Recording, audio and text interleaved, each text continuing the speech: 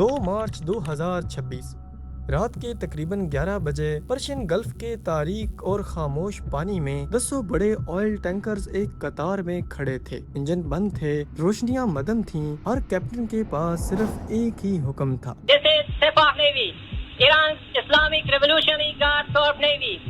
From now on, all navigating through the Strait of Hormuz is forbidden. No ship in every type is not allowed to pass from the Strait of Hormuz till next notice.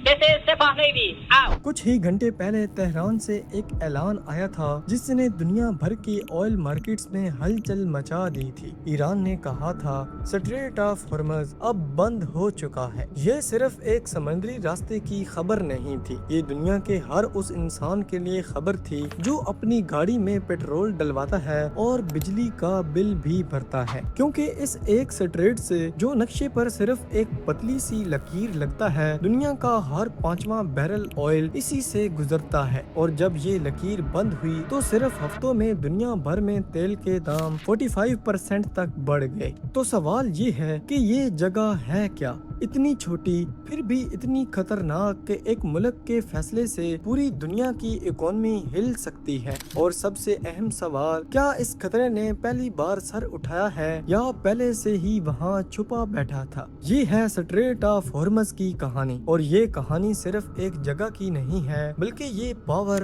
Oil اور conflict کی کہانی ہے۔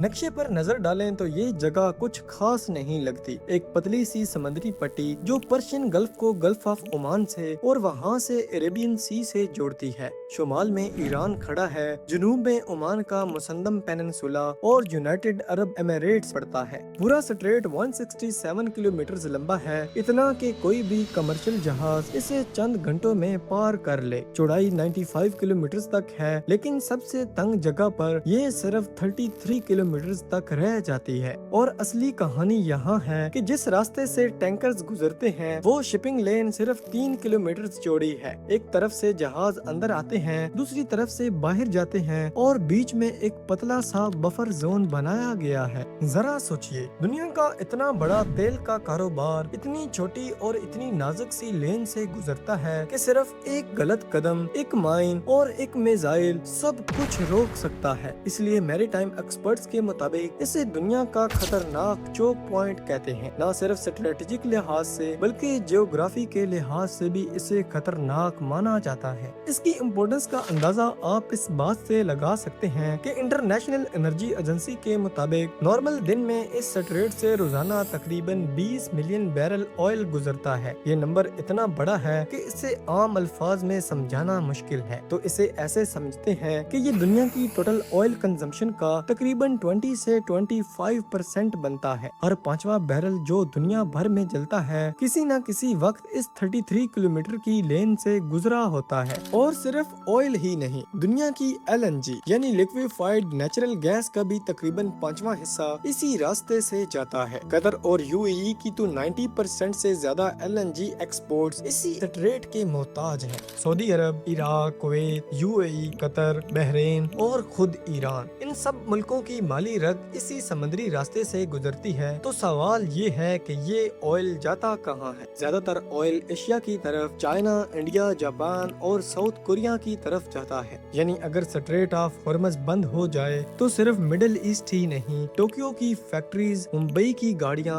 Beijing کی بجلی، سب کچھ سیدھا متاثر ہوتا ہے۔ تو پھر سوال یہ ہے کہ دنیا کے پاس کوئی اور متبادل راستہ ہے بھی کہ نہیں؟ اس کا جواب ہے تو صحیح لیکن بہت ہی سخت ہے۔ سعودی عرب کی ایسٹ ویسٹ پائپ لائن صرف 7 ملین بیرل روزانہ ریڈ سی تک پہنچا سکتی ہے، اور UAE کی ہیبشن فیوجاریا پائپ لائن اور بھی کم، صرف 1.8 ملین بیرل۔ ان دونوں کو جمع کریں تب بھی سٹریٹ آف ہرمز جتنا تیل ریپلیس نہیں ہو سکتا۔ یعنی ایک دفعہ یہ راستہ بند ہو جائے تو دنیا کے پاس کوئی پلان بی نہیں ہے جو اس ویکیوم کو فوری طور پر پورا کر سکے۔ یہی وجہ ہے کہ سٹریٹ آف ہرمز کو ایک سمندری راستہ ہی نہیں بلکہ دنیا کا سب سے اہم آئل چوک پوائنٹ کہا جاتا ہے۔ لیکن یہ خطرہ کوئی نیا نہیں ہے، یہ دہائیوں سے وہاں چھپا ہوا تھا، بس دنیا نے کبھی سوچا نہیں تھا کہ یہ پوری طرح حقیقت بن جائے گا۔ کہانی شروع ہوتی ہے 1980s میں، جب عراق اور ایران کے درمیان दरमियान एक खूनी जंग शुरू हुई जो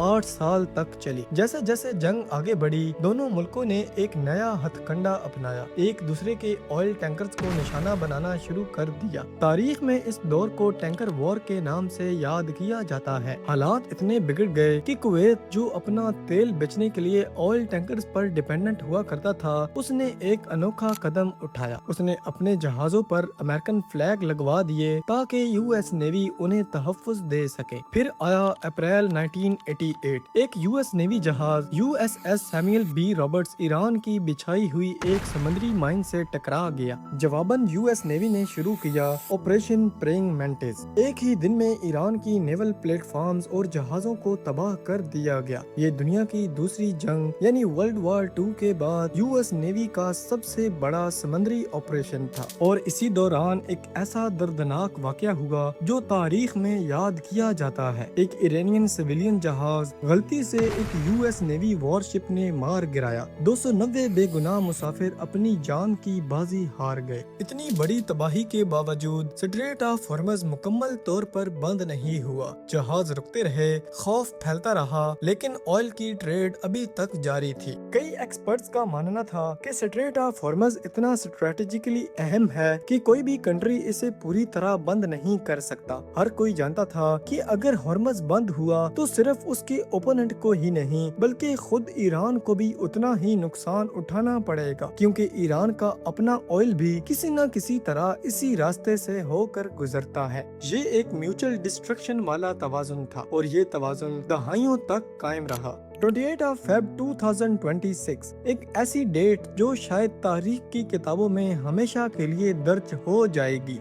इस दिन अमेरिका और इसराइल ने ईरान के खिलाफ कंबाइंड मिलिट्री स्ट्राइक्स करना शुरू कर दिए। हमले इतने शदीद थे कि उनमें खुद ईरान के सुप्रीम लीडर आयतुल्लाह अली खमनाई भी मारे गए। पूरी दुनिया ने सोचा कि ईरान जवाब देगा, मगर मिसाइल्स, ड्रोन्स और प्रॉक्सीज से, और ईरान ने ये सब किया भी। लेकिन ईरान ने अपना सबसे बड़ा, सबसे खतरनाक हथियार भी इस्तेमाल किया, वो हथियार जो दहाइयों से आखिरी चाल समझा जाता था। ईरान ने ऐलान कर दिया कि स्ट्रेट ऑफ हॉर्मज़ अब बंद हो चुका है। IRGC ने साफ कह दिया था कि सिर्फ फ्रेंडली नेबर कंट्रीज के जहाज इसी रास्ते से गुजर सकते हैं। बाकी सब जहाज जो इस रास्ते से गुजरने की ट्राई करेंगे उन पर ईरान अपने मिसाइल दागेगा। कई टैंकर्स पर सीधे हमले किए गए, समंदर में माइंस बिछाई गईं, कुछ जहाज जब्त कर लिए गए। दुनिया भर की शिपिंग कंपनीज ने खौफ के मारे अपने जहाज इस रास्ते से दूर रखने शुरू कर दिए। इसका नतीजा ये निकला कि US एनर्जी इंफॉर्मेशन एडमिनिस्ट्रेशन की रिपोर्ट के मुताबिक 2026 की पहले क्वार्टर में इस स्ट्रेट से गुजरने वाले ऑयल की ट्रांसपोर्ट तकरीबन 30% तक गिर गई, यानी रोजाना 6 मिलियन बैरल ऑयल कम हो गया। ग्लोबल ऑयल मार्केट्स में इसका तहलका मच गया।